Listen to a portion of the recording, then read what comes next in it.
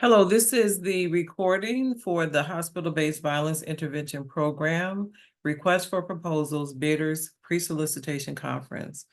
The solicitation number for this RFP is 10321. The host organization is the Chicago Department of Public Health. The Office of Violence Prevention is the supporting entity within the CDPH department.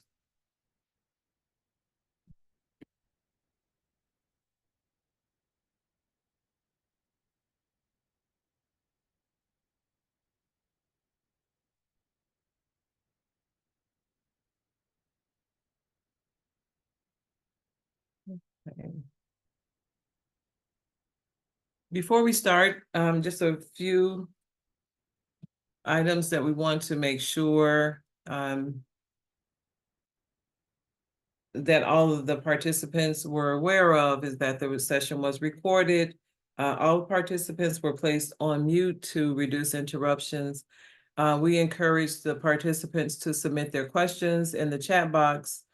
Also, where possible, if there were technical issues, that they were also able to do that. And then also, lastly, there's a question period. We talk about that in the RFP review, but at the end of that process, we will share the recording for the bidders as well as a list of any questions that come up during the bidders discussion and or before the end of the question period, which for this RFP is July 3rd.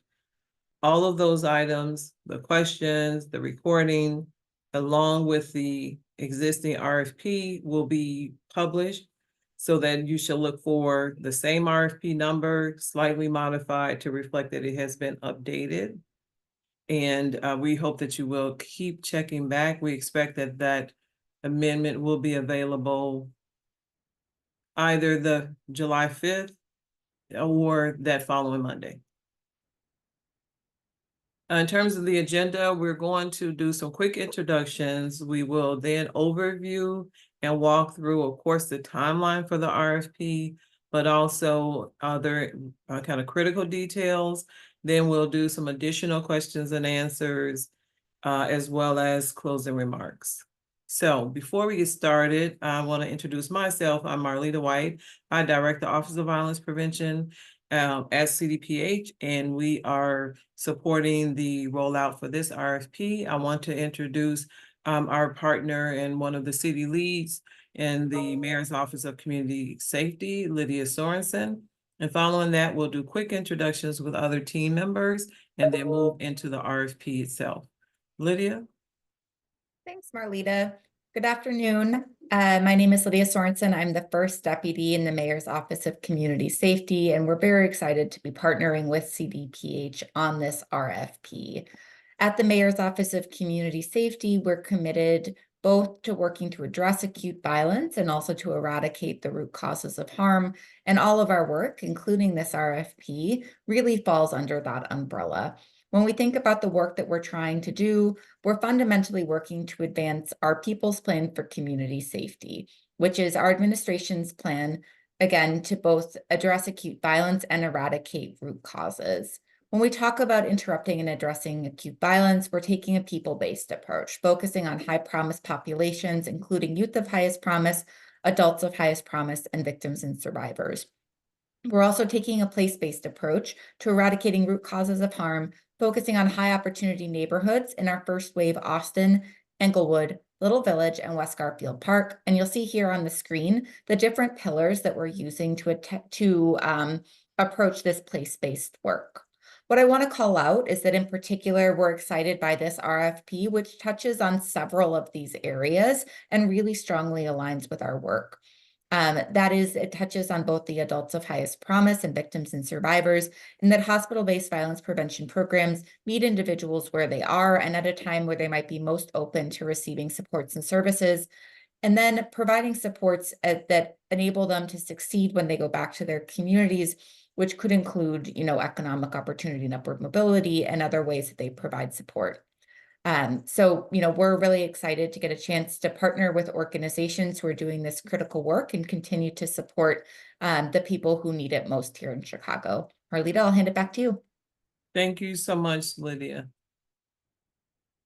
Let me also say that this presentation moving forward is a summary of the RFP. Again, RFP is the request for proposal. If there are any discrepancies, always follow the posted or published RFP for a full listing of all requirements and expectations. Before we dive into the RFP, let me introduce or allow some of the team members to also introduce themselves. Thank you, Marlita. My name is Erica B. Davis, and I am the Program Director in the Office of Violence Prevention with the Chicago Department of Public Health. We are excited to offer this information to you, and I'm hopeful that you will be able to use it in a way that is helpful for your submission. And I will now hand it over to Rick Ortiz. Good afternoon, everyone, and thank you, Erica. My name is Rick Ortiz, and I'm with the Office of Violence Prevention. I'm a public health administrator, and I provide support, administrative support in response to this RFP. Thank you, and welcome, everyone. I'll turn it over to Tanya Hardy.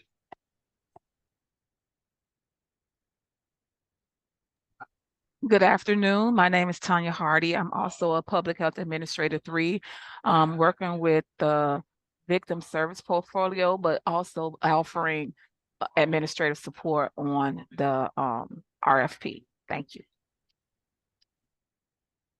Thank you, everyone. So let's talk more about the RFP itself.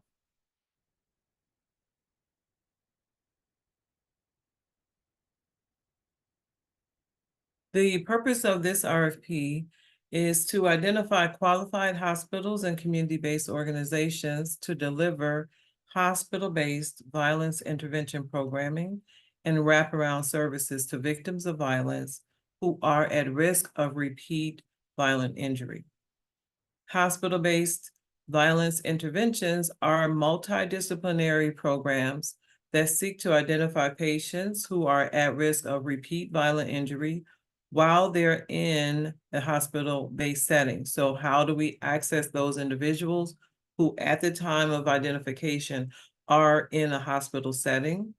And then to link them to hospital supports and community-based resources to address underlying risk factors for violence and trauma. There are 3 goals for this program. The first, to strengthen and expand hospital-based violence intervention programming as a key component of a trauma-informed, comprehensive approach to reduce and prevent violence and heal communities. The second goal is to reduce acute violence by disrupting cycles of violence and investing in the support for individuals at the highest risk of being victims and/or perpetrators of harm. And then third, to address the root causes of violence by increasing the availability of hospital-based violence intervention programming, and thus increasing the number of victims of violence who are receiving individual case management and wraparound services. So let's talk about the available funding. The total for this RFP, the total award available is $3 million.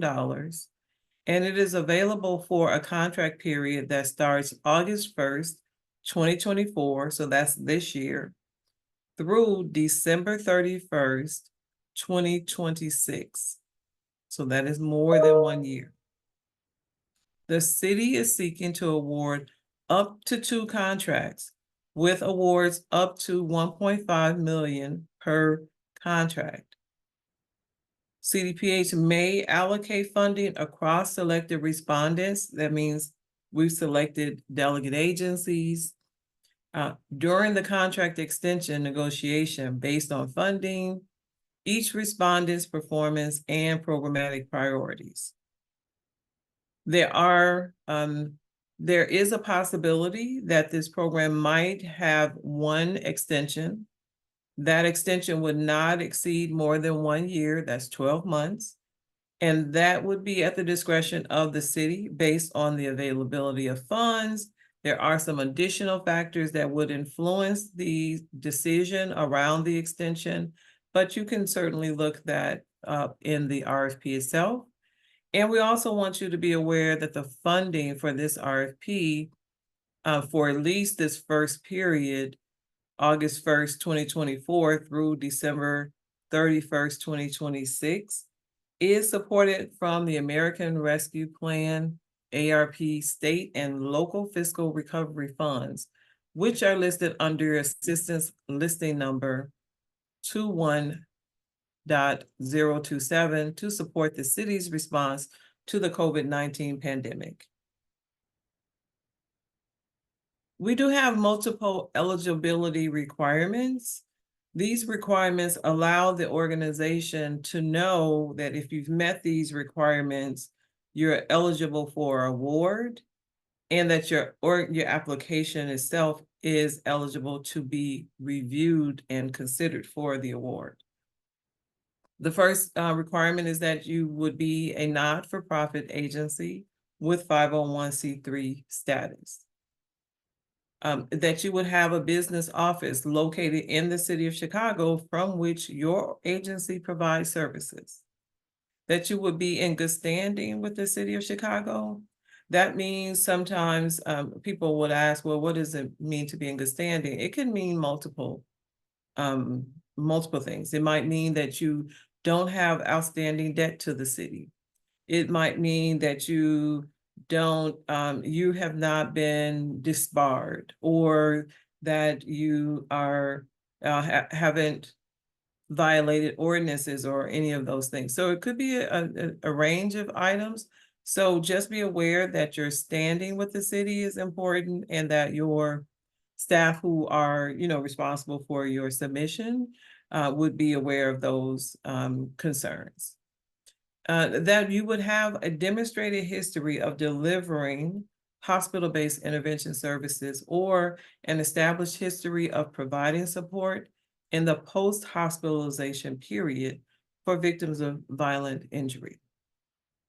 And then last, which is very robust, you have the administrative, the organizational, the programmatic, information technological, and fiscal capability to plan, to develop, to implement, and to evaluate the proposed project. Agencies that may have limited capacity to administer the fiscal responsibilities associated with their programs may choose to have a subcontractor who has fiscal and reporting supports. So they are able to maybe extend or assist you with your administrative services.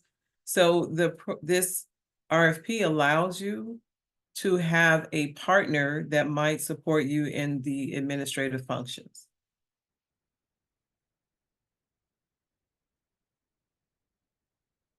Here's some important dates. Again, always refer back to the RFP. This RFP was released June 24th, 2024. Today is the conference for the RFPs, allowing participants and potential applicants, rather, to submit questions.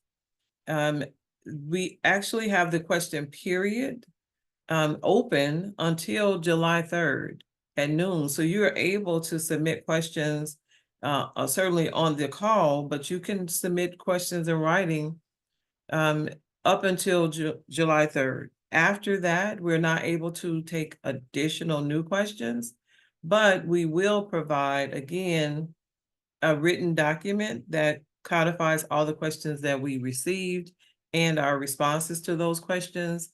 We close off the question period so that we're able to then provide that response publicly to all the parties who may be considering this application. And if we continue to take more questions, not everyone will get a chance to see the answers. And so just for fairness, we do have that cutoff time. All of the responses are due by July 24th, 2024. And what is a response? That means you have submitted your application into the iSupplier or e-procurement system. We'll talk a little bit more about that. Pay attention as you're thinking about your program and you're talking about the scope of your program and the timing and your budgets. This contract starts August 1st, 2024. We know that's very close. And if we make adjustments, we will make adjustments. But for fairness and so that everyone is responding in the same way, August 1st is the contract start time, all the way to December 31st, 2026. I will just point out for those of you, I'm sure you've noticed, that is more than 12 months. So that your budgets should also represent the entire contract period when you submit your budget. We talked about the extensions and the likelihood, if there were to be an extension, that extension would only be for 1 year. That would be 12 months. You do not need to reflect the extension in your submission. Only focus on the contract start through the contract end period. Let's talk about the background. The background of this program, really, we look to the COVID-19 pandemic period, where we really, as a city, saw increased levels of homicide. We saw that actually documented across the country, but certainly including Chicago. So there was this significant disparity, not only just with homicides going up, but we saw disparities showing up in the victimization impacting Black individuals, where we see Black residents making up 80% of the city's shooting victimization. The disparity was even more apparent among Black individuals aged 15 to 34, who then represented over half of the city's homicide victims, where we see Black males 18 to 29 years of age who are at higher risk of falling victim to gun violence if they had prior legal system involvement. And then lastly, thinking about the background, residents in 15 community areas on both the south and west sides of the city really have been exposed to significant community violence. And that exposure, that heavier burden leads to then higher risk of perpetrating and or being a victim to violence. You see decreased life expectancy. You see this ongoing load of chronic and toxic stress, and ultimately poor long-term health outcomes. So then the program. This funding opportunity seeks to promote partnerships between hospitals that provide care to the highest volume of violent injury patients in Chicago. In the RFP, we do have a list of those hospitals and quantify the estimates of the burden. And we're also talking about the partnership between those hospitals and the community-based organizations with documented histories of providing hospital and community-based services for victims of violent injury. So we're looking to build and promote and support these partnerships. Respondents to the funding opportunity must provide evidence of a partnership between at least one hospital partner. Again, go back to that table in the RFP, and at least one community-based partner to assure that the hospital-based intervention and the community care is on track and available for that post-hospitalization period. And that all of those proposed services and benefits can be realized. If the lead applicant for this award is a hospital, it must be one of the hospitals that are listed in the RFP, and that applicant should provide a letter of support from a hospital-based partner who then will support the transition of victims from the hospital setting into the community-based setting. We don't have listed on the slide, but there's also an expectation if the community-based partner is submitting the proposal, that they would have a respective letter of support. We will clarify, because it's not on the slide, we will treat that as a question. We will clarify that in our frequently asked questions that will be shared at the end of the question period. So now we're just going to keep going and continue to dig into some of the requirements and expectations in the RFP. So for example, you will find in the RFP an expectation that the applicant addresses how your program, your proposal, your partnership will align with CDPH's principles. So in the RFP, we describe CDPH's principles. We also lift up CDPH's Healthy Chicago 2025 principles, which really lays out a 5-year strategy, multiple years, where we're trying to really try to advance health in very specific ways. So we have 6 of those principles available for you, and we're asking, you'll notice in the RFP, we ask you to be able to talk about how your organization and proposal and partnership will lift up, support, and advance these particular principles. Anti-racism, how you will actively challenge and redress racist systems through your process and strategies. Looking at asset-based, how are you asset-based focused? So how do you highlight community strengths and community culture as you tell stories? And so not only thinking about the negative things that are happening, but where are the assets and how do you center those in the work you're proposing? Capital building. How will you promote community wealth, affordability, belonging, and other elements that support capital building? Pay attention, I will say, as you look at the fiscal requirements, so that you don't assume that we are talking about you should be supporting in your budget capital building. Just make sure that you pay attention to those kinds of allocation restrictions, but nevertheless, there are ways through partnering to really think about capital building. Community-led, that this work is community-led. How do you intend to make sure community members, the youth, and other individuals who really are centered in the concerns, but don't necessarily have voice, how will you share power and represent them in the decision-making pathway? That is equity-focused. How do you consider and, again, center those who are most vulnerable, who really need the assets that we're trying to support? How do you intend to ensure that the outcomes are going to really benefit those persons who have the highest burden? And then lastly, but certainly not least, that is trauma-informed. We recognize that trauma affects all individuals, persons, communities, organizations, and systems, and that where you have the higher burden, you have even greater risk of being traumatized. And we want to understand, how do you understand that? How do you intend through your programming to address and represent that it is trauma-informed, and that you're also supporting healing and resilience building throughout and across the pathway of your interventions? The RFP asks for a number of program activities. So again, definitely look into the RFP itself, but we lift out some. For example, how will you deploy intervention staff? So how will you ensure that there is immediate support and guidance for patients?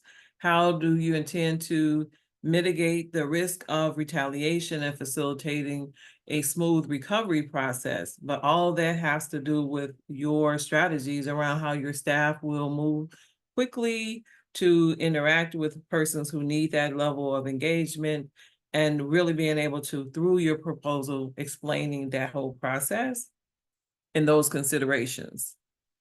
Also thinking about long-term patient support and community integration. How do you lift up an entire continuum of care that extends beyond the hospital stay, ensuring that there is this seamless transition from the inpatient experience, whether they're formerly inpatient, maybe you're intervening with people who are in the hospital setting, but never really hospitalized.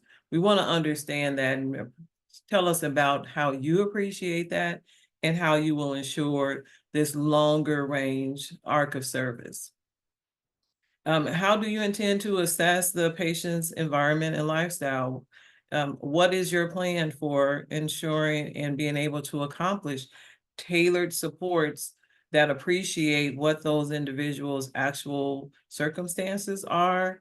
And what does it look like to be able to integrate that into the community that they actually go to and return to, as opposed to having a kind of cookie cutter approach? So we want to hear about that. Implementation of trauma-informed care. How do you, other than just saying that you have, you lift up trauma-informed principles, but tell us about your actual framework. How does that look? What is the service?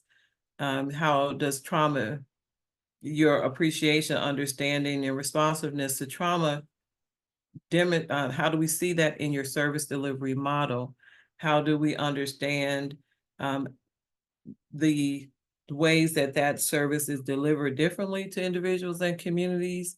And how do you support survivors in the long term? All, again, lifting up this trauma-informed care. So we want to understand that, and tell us a little bit more how you support that over time with your staff and community partners, and the commitment to ongoing capacity building and quality improvement. Again, demonstrating that you are interested not just because CDPH is asking, but your organization has an interest and a commitment to this growth.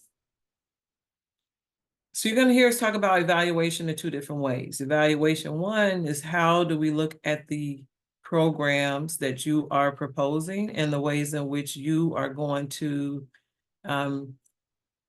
suggest and describe your commitment to evaluation, programming, quality, continuous quality improvement.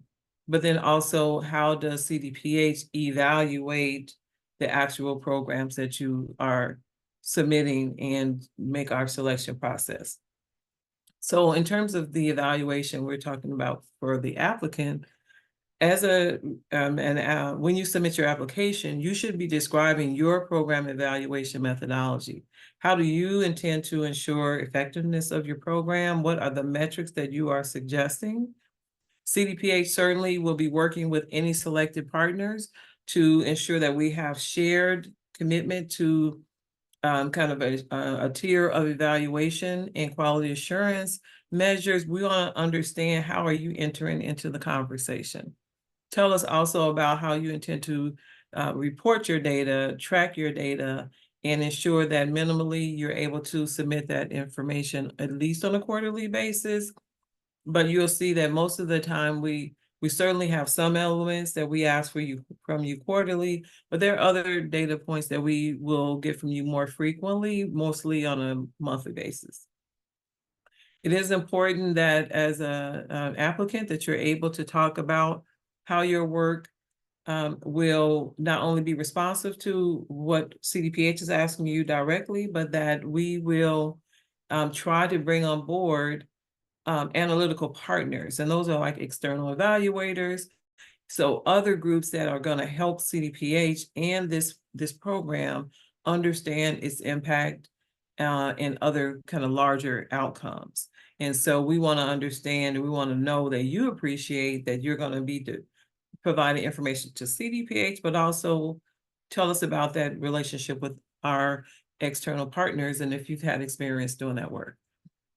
We talk about some of the metrics, and I'm gonna just leave that on the screen here, but please do dive deeper into the RFP to make sure that we're understanding specific metrics that you're proposing, ought to line up with evidence that you found in the world that says, hey, these are good programs, these are evidence-based programs, and here are metrics that we know that we'll be able to achieve.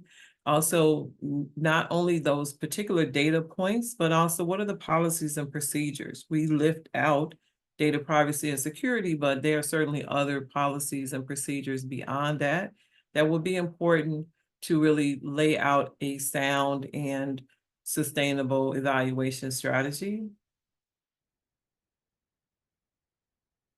And make sure that that strategy is responsive to our analytical partner, to CDPH and city partners, but then also your own agency and your program, you also are part of the workflow. You want to learn from your own organization's findings.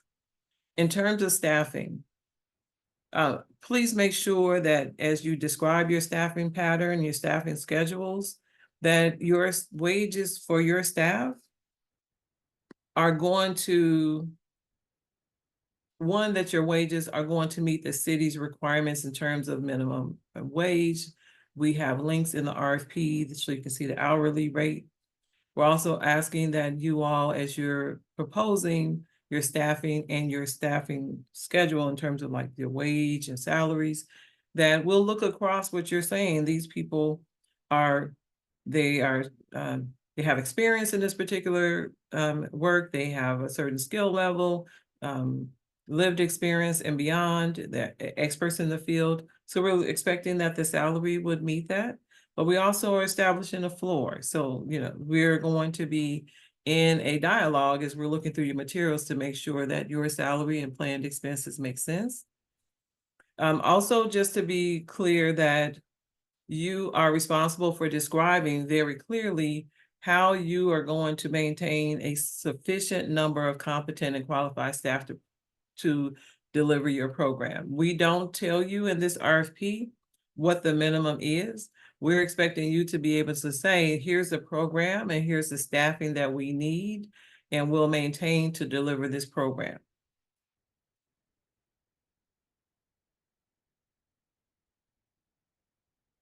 Budget and justification.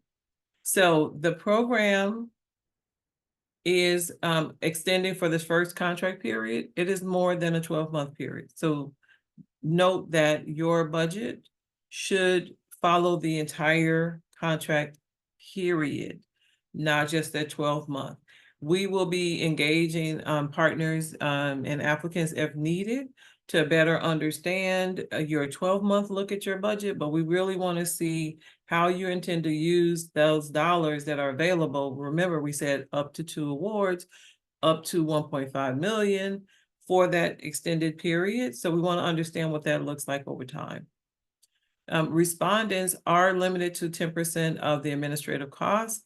That means that their rate includes your personnel for staff who are performing indirect functions, such as fiscal, human resources, and technical assistance. Any respondent whose administrative expenditures on your budget are beyond 10% need to provide clear justification. We talk a little bit more about that, but please just pay attention to this, this issue. And also CDPH reserves the right to evaluate the appropriateness of your administrative expenditures and to be in conversation, as I mentioned, and may request that you make adjustments based on our evaluation, okay? And then let's talk about fiscal capability. That was a part of that long list: administrative, organizational, programmatic, technological, and fiscal. Payment for services are on a reimbursement basis. That is important. A lot of times, depending if you've had experience with private funders or federal funders, sometimes organizations may advance funds. I'm not saying that the city never does that, but this program is a reimbursement-based program, as are most of our programs. So that means you need to be able to demonstrate in your application that you have the capacity to fund the expenditures of the program from the start date until they are reimbursed by the city. So you want to make sure that your organization isn't cash strapped if you have to wait a couple of months or so before you're able to submit your vouchers and then begin to be reimbursed. Because that would mean that if we don't see that explanation, then we have that question around, do you have the fiscal capability to support the program on a reimbursement basis? Again, if you have multiple organizations working together, one organization is going to have to be the lead. That means the other organizations that are participating in that budget need to be in a subcontractor position. The lead organization, remember, has to meet those criteria we talked about. The lead organization must obtain all of the expenses from all of those participating organizations and ensure not only that the expenses are fully represented, but all of the reporting responsibilities flow through that lead agency. So if you're the lead, CDPH will not engage your subcontractors to get information. We will get that from the lead organization. Also, an organization may use a fiscal agent. I think I may have said this, but let me just say if I haven't. A fiscal agent might be used to support, for example, more cash flow. Maybe you need more cash reserve to be able to support your program on a reimbursement basis until your funding starts to flow. Or you might have a fiscal agent to support you with some additional administrative supports, back of the office support, some of your HR requirements. In that case, nevertheless, we still would expect or you might use a fiscal agent to administer the grant. We really are allowing you to determine how you want to apply. But in the instance, if you have a fiscal agent, you still have to make sure that whoever's applying meets those requirements in terms of eligibility, 501c3 and beyond.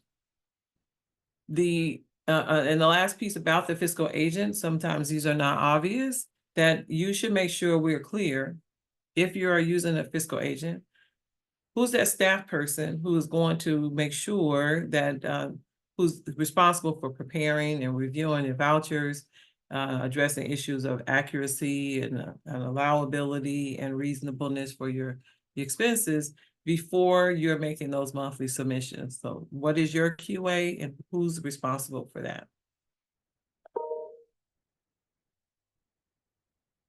Program and fiscal monitoring, I will just say that iSupplier is very important. We encourage you, if you've not been an iSupplier before, to go into iSupplier today and immediately upon hearing about this and establish your credentials in iSupplier. So one, you can actually submit the application. You could view the whole application and submit because you submit into iSupplier. But on the other side of the award, you will, on a monthly basis, submit your vouchers, which are invoices, into iSupplier. That is how our team receives them. We review them in iSupplier. We approve or require adjustments in iSupplier.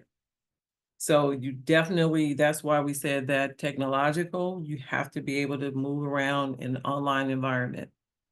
Those invoices are submitted on a monthly basis. You will also, in addition to submitting invoices, CDPH will be working with you on an ongoing basis. If we have need for audits or site visits, we would expect the selected applicant to participate in CDPH meetings and broader meetings with CDPH, the Community Safety Coordination Center, also at CDPH, the Mayor's Office of Community Safety and other partners. We really are talking about how do we expand this broader network that will require time and attention and participation from the selected applicants. iSupplier access. I keep saying iSupplier because it's very important. If you're not an iSupplier on time, you will not be able to submit your application. We don't want you to miss that.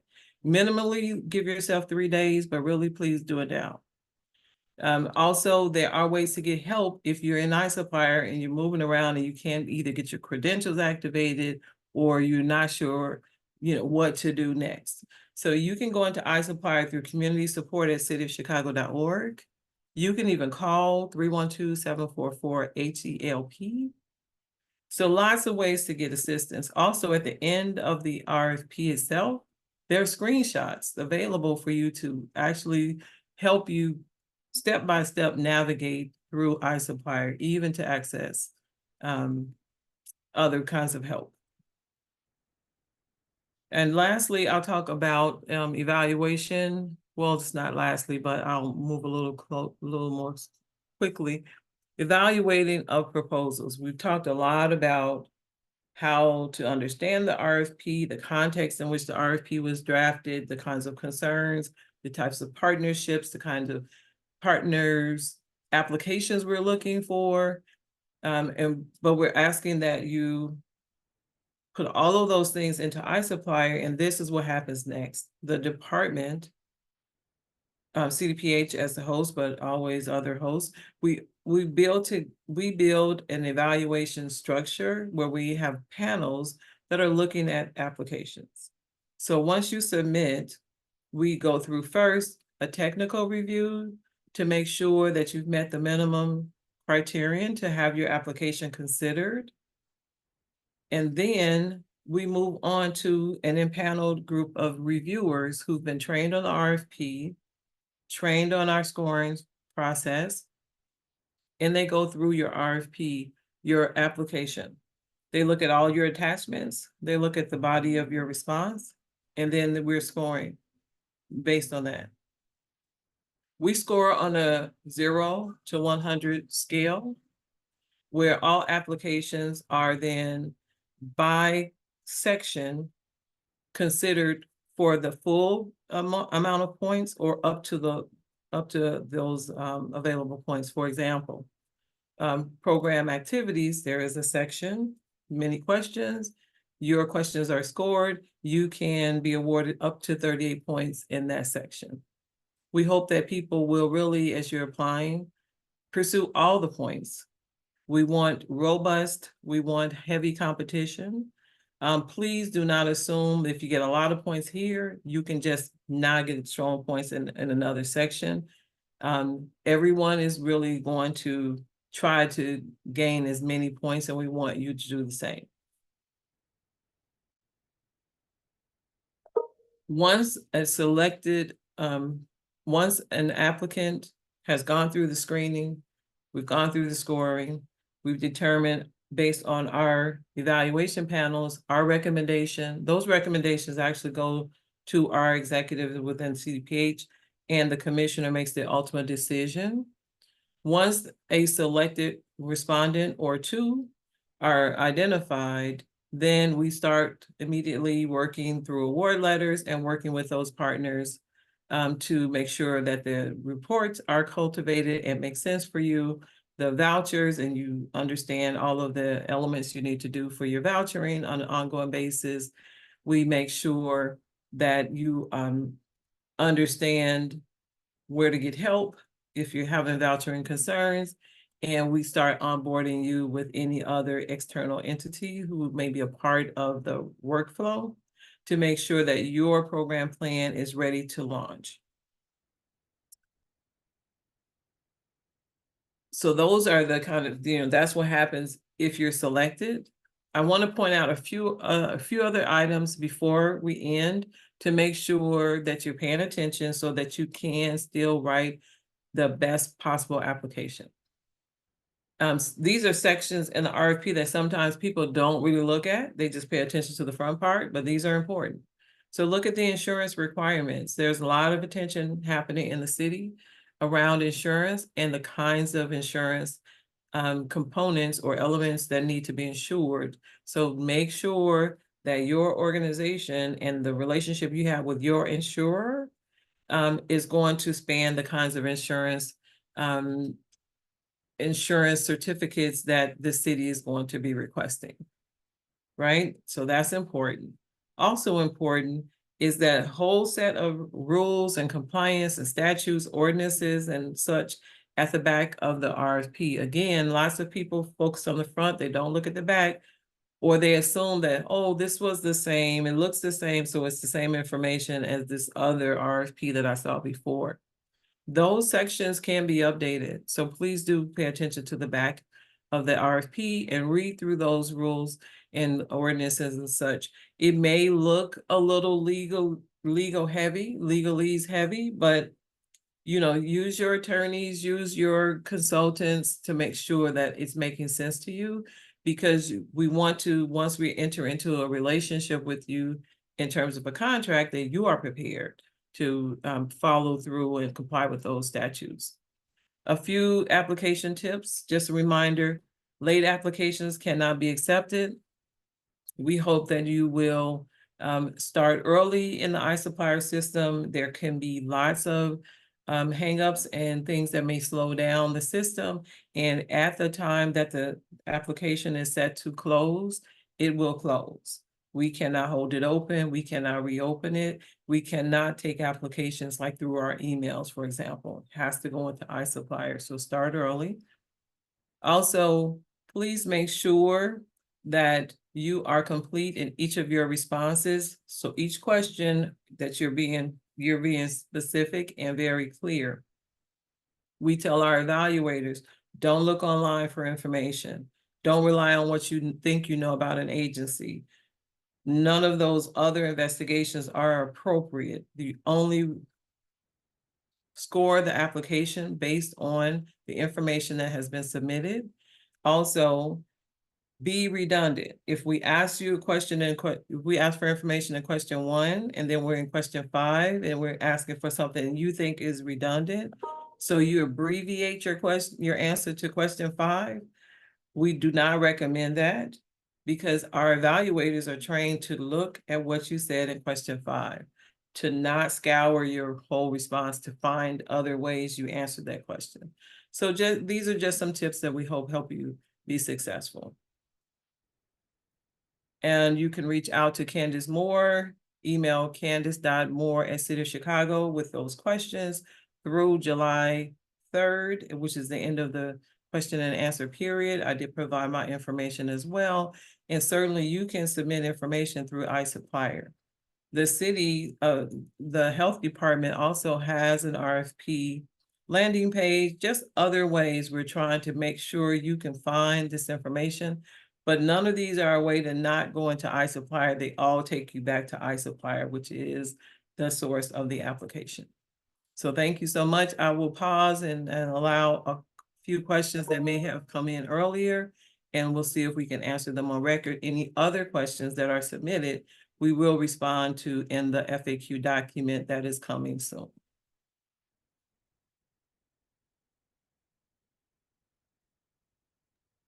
All right. Thank you, Marlita. We do have quite a few questions that have been posed. So we'll start here. First question. Do agencies have to have a formalized agreement or partnership with hospitals that they are working with?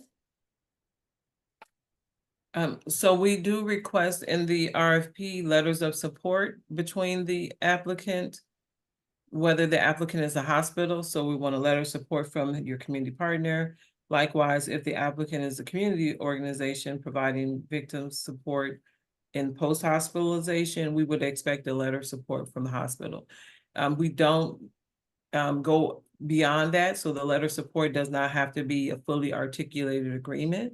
It should have legs to it though, because if we're funding you, that means you have already begun that work in terms of making that partnership realized. But we don't, in terms of the letter of support, it does not have to be. We don't say that the letter of support has to be this formal agreement. I would say it should be real, it should be actionable, but beyond that, we don't go into that detail. Okay, and just to clarify, because there is a follow-up question on how would you define a partnership between the agency and the hospital? I think if you reiterate your last point, it will answer that question. Okay, so in the RFP, we do talk about making sure that the relationship, the partnership between the hospital and the community-based organization and organizations, if plural, if that's the case, that there is a way, that there is a continuum of care. We're asking, go back to the principles.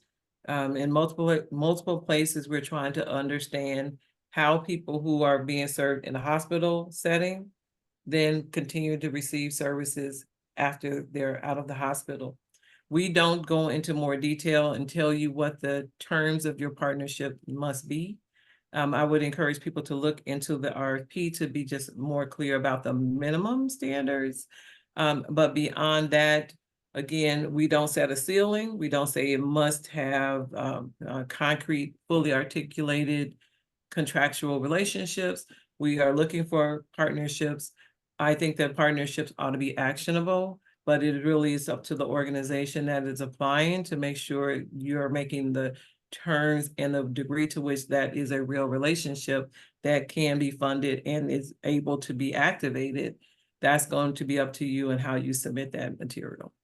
Excellent.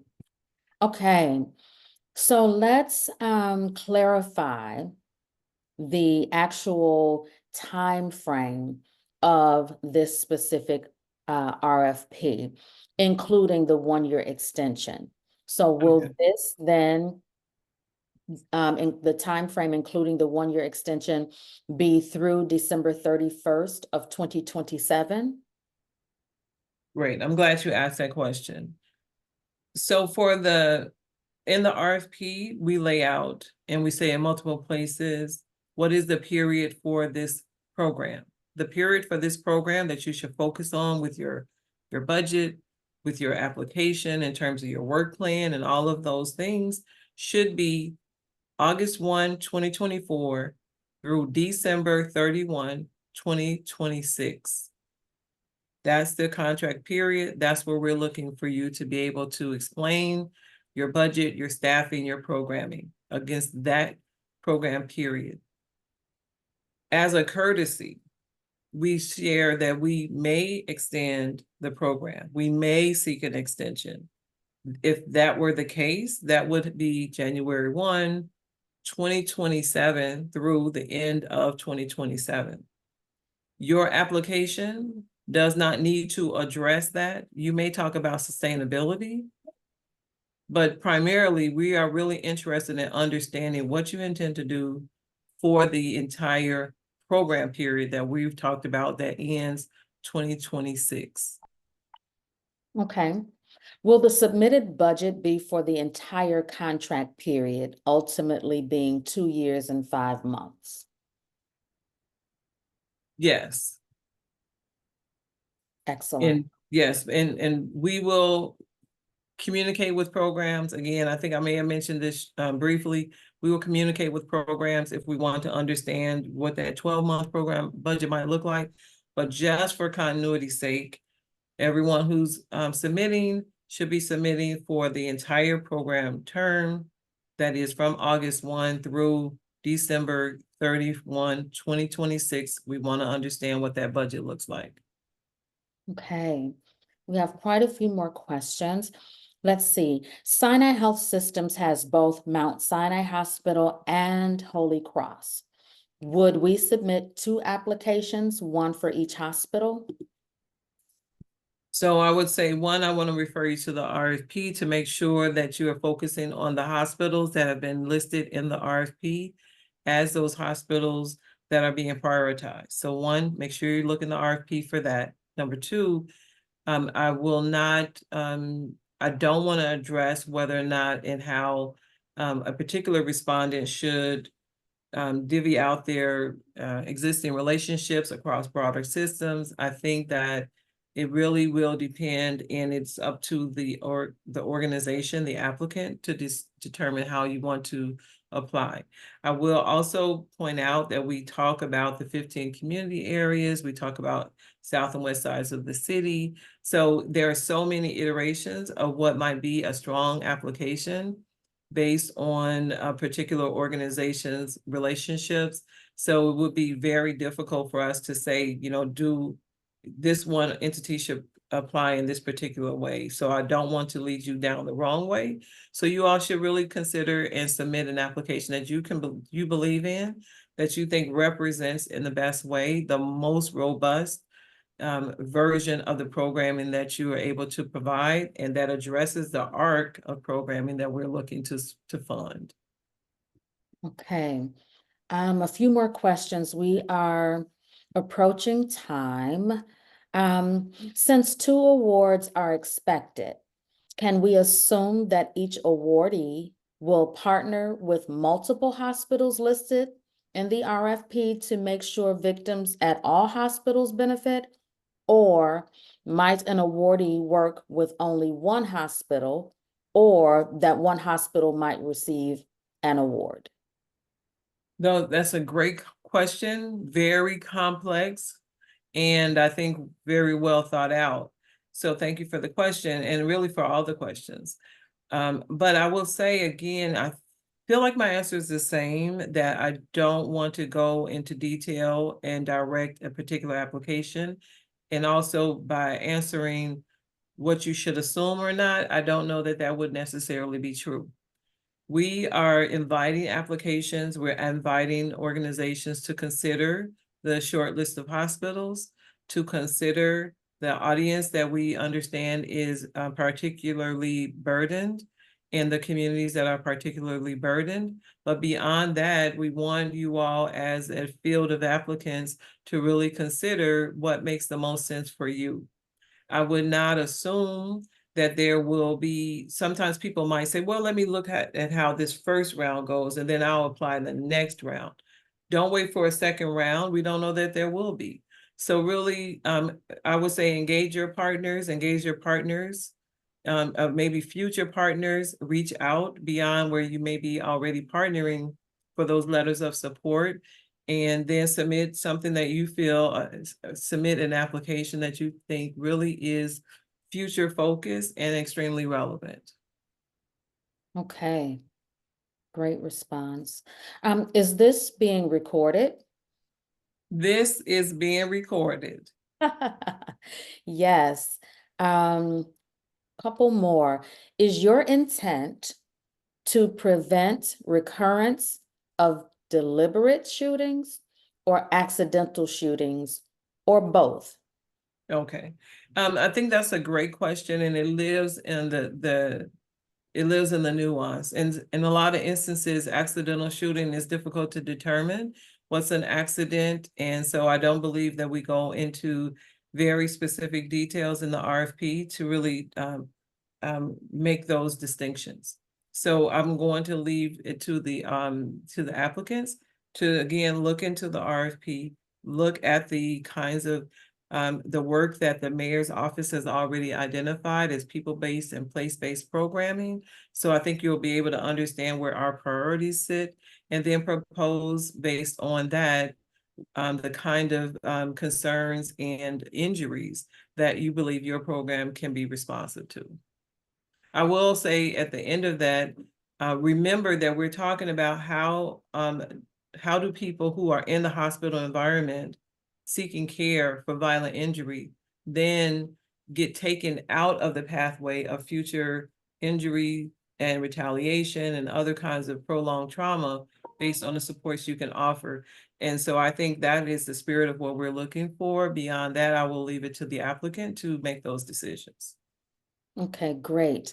We are at time, but I want to ask this last question, and then any of the remaining questions that may have been posed will be added to the FAQ that will be a part of the amendment. Is that okay? That would be great. Awesome. So based on the RFP goals and background, are there specific expectations for metrics and/or outcomes? Mm-hmm. That's a great question. Again, no, I think what we're looking for are organizations that have experience in the field. So experience in serving individuals with violent injury in hospitals, experience serving individuals post-hospitalization who have experienced violent injury. And so we're asking you all to come forward with your express or your experience in established metrics that make those programs important, or not make those that make those programs viable, that assist you in ensuring that those programs are impactful and that they are successful. We will counter, as we are bringing on our scientific partners, we will bring forward additional metrics, but we really want to understand what, as experts in the field, what you propose as key metrics that really establish the understanding what's the floor of the work and what's the arc of impact. Okay, and one last question. Okay. What if there is one hospital-based violence intervention program that operates out of the two distinct different hospital systems, one on the west side and the other on the south side? How do you recommend they submit? Can we have subcontractees as part of the submission? You absolutely, one, can have subcontractors as a part of your submission. I'll start at the last question. Two, I think this question is similar to the other question where there's a hospital system that is broad and is trying to determine how to apply. This one is a community group, it sounds like, or another entity that has a network or a webbing system that reaches south and west. So I would not want to hazard a guess. So I would say that pay attention to the award levels per contract, because we are asking that people will not exceed those expected award levels. We say $1.5 million over that extended period from 2024 through 2026. So just make sure that you're being mindful of that beyond paying attention to what we are establishing as certain boundaries. Boundaries meaning the cost, boundaries meaning the timing of the program. We'll leave it to you to make those decisions. I would not want to guide you to apply in a particular way. I think that would step outside the bounds of us being an impartial party, wanting to receive what you think are your best efforts. Great. And so I think the remaining questions, including those that we receive through the deadline, which is July 3rd, 2024 at 12 p.m. noon, will be added to the FAQs that again will be attached to the amended presentation. So that is that for questions. All right. Well, thank you all so much. Thank you to the team for rejoining. We did have to make sure that we supported by re-recording this bidders. So we look forward to receiving your questions. We really look forward to receiving your applications. And thank you in advance for partnering with the City of Chicago and the Mayor's Office of Community Safety and the Chicago Department of Public Health to make Chicago a safer community and a city overall. Take care.